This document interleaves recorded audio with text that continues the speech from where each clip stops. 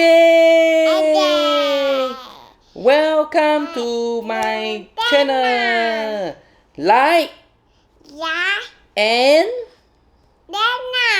and subscribe. Is it subscribe? Yeah. Yeah. Okay. Say bye bye. Let's go. How much do you charge to engage you for consultancy? I'll answer this question very straightforward. A lot of people has been asking me this question. Actually, I don't charge for consultation anymore because I really don't have time, and also the consultation that I can give over the phone, I feel that it's just my thinking lah. Now I don't do consultation charges anymore. So what I do is that I provide you with a one-time free consultation over the phone. If you want to get more info, you need to engage me on an exclusive basis. And if you're buying private property, it's free. If you're buying new launch, it's free. If you're buying HDB, it's 1% plus GST. If you're selling HDB, it's 2% plus GST. Well, I review all my costs over here. Rental, I don't do, but I pass it to my brother to do. So actually, we are the real property limb brother. Because we are really brothers. But too bad lah, when my father is Lim Lim. But because the time that we are born, Singapore used the Hanyu Pinyin, the Chinese. So our surname become Lin, Lin. So we are the property Lin brother. but not important lah. Anyway, I don't want to be the property Lim brother or Lim brother or whatever lah, okay? So anyway, I just explaining to you that I stopped doing consultation. I do pre-consultation. I feel that many times a lot of you don't need the full consultation because you are very lost. So in the pre-consultation, I will share with you as much as I can. I will help you understand and straighten your thoughts, give you the direction. I think a lot of you are even lost at the beginning part on what to buy before you even start to buy. So you need to understand what is your property direction, what should you do next, whether your thinking process is correct or not, whether your understanding about property is correct or not, before you even start.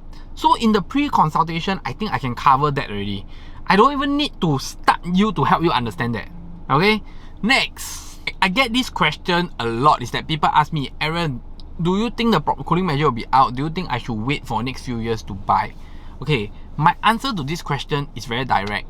My answer to this question is that I cannot tell you whether the cooling measure is out or not, because I myself don't know. Whether the property price will go up or not, or will it dip, will it hit the highest point and go down, I also don't know. You know, because there's too many factors and too many economic factors, as well as things like COVID. No one knows that COVID is coming, but COVID came, hit the property market, and the prices went up. I know, you know. So property is not something that you can analyze through statistics, because no one knows that if there's going to be a Delta virus that's coming out, there's going to be a new COVID strain that comes out. No one will know this. So if you ask me, I will say that you have to take your risk. If you don't buy now, you buy next year, I hope that you can get a better price. If you don't, then don't complain. If you buy this year, then good for you. Hopefully the price continue to increase. People always ask me this question, Aaron, when will the price drop? Okay, let me answer this question as a whole lah. When will property price drop? This is a very good question, and it's actually very, very easy. Every year when property price drop is because of some measures in Singapore. 2013, 2014, the property price hit the highest peak drop. That is also because the government changed the valuation method for HDB to be buyer do value, seller cannot do value. Then they come up with I think SSD or cooling measure or some MSR, whatever. If you look, I think a lot of people has forgotten about this cooling measure chart that was created. Many of the price drop is due to cooling measure. That was a reason due to it. And because of cooling measure, demand was restricted, demand dropped. Okay? There is two ways for price to drop. One, demand drop. One, supply increase, and demand drop also can. Or demand stay, supply increase. The thing now is that the government has a lot of cooling measure already in place. They are not interested to in place more cooling measures. But can they increase supply or not? I can tell you that the property price also dropped the last few years for HDB. It's also because the government keep building BTO flats. The problem now is that BTO flat got to wait 5 to 6 years. This is why HDB prices start to slowly increase. But if this BTO start to be ready in 3 to 4 years again, things will be different. This is why I will say that HDB is a little bit different compared to private. That is why I also say that even with this BTO not building, there is still a lot of new HDB flat that is going to reach MOP every year and they will start selling. They are added supply in the market. So this is why, to prevent, I will say that the government needs to regulate the HDB prices very carefully compared to the private prices. So if I really want to see a growth, I will never go and buy a HDB flat. That's all I can tell you, okay? Because there's too many reasons and there's too many things that has been done and also doing. For private, all the government can do is to increase government land sales, okay? To fight the en bloc market. As long as they increase government land sales, they fight the en bloc market. Let's say they don't do cooling measure. They don't need, they have to just increase government land sale, fight the cooling, increase government land sale, fight the en bloc market. Don't let people en bloc. Then the prices will always stay like that, okay? The day property price drop is the day that you all stop buying. That's really the answer, I tell you. So if you think that the 1996 property crash will happen again, okay, if everyone come together and don't buy law, then the property price will drop law. You think possible or not? I think it's very difficult. Okay, this customer asked about the parents' age. Is more than 55 years old. Okay, and they decide to sell their HDB flat. Okay, let me share with you regarding this retirement account. When you are above 55 years old, if you don't have minimum retirement sum in your retirement account, if you sell your property, some money will get locked into your RA, then you cannot use to buy property. Okay, so you want to use this money to buy property, you have to go and talk to CPF board, appeal, pledge and all these things.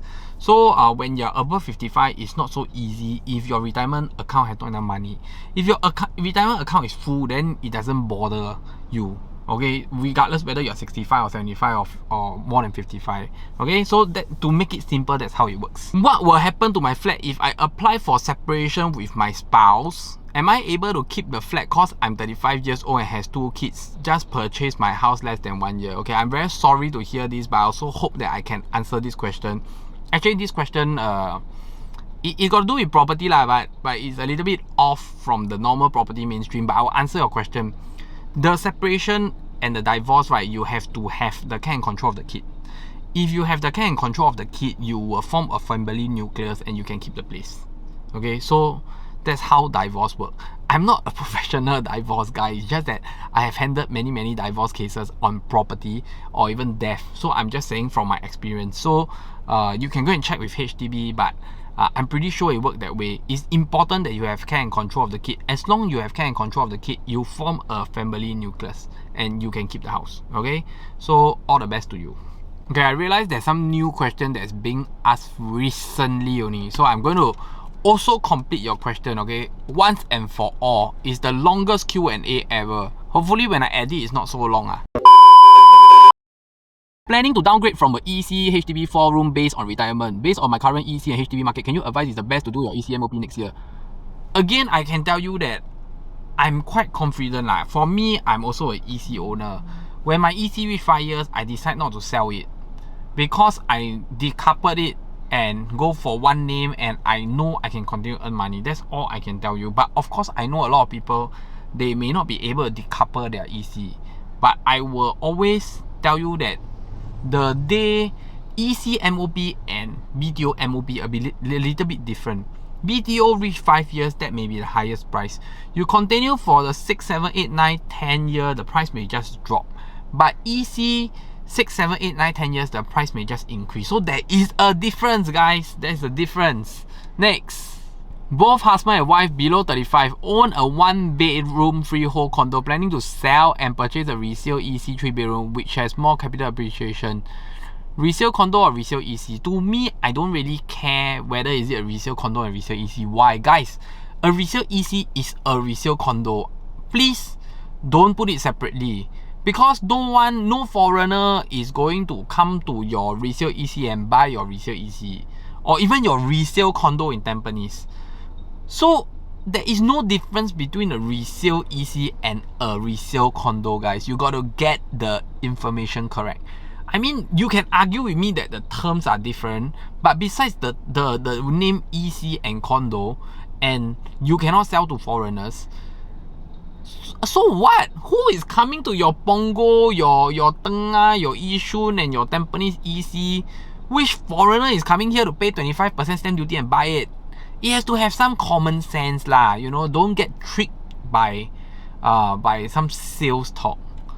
This is a very interesting guy. He asked this question. He said, my question is, I look at a property, I think Property Guru advertisement lah. Some of the things they say, like view to offer, negotiable, starting from. In your opinion, what does this say about the mindset of the seller? I would say that it says nothing.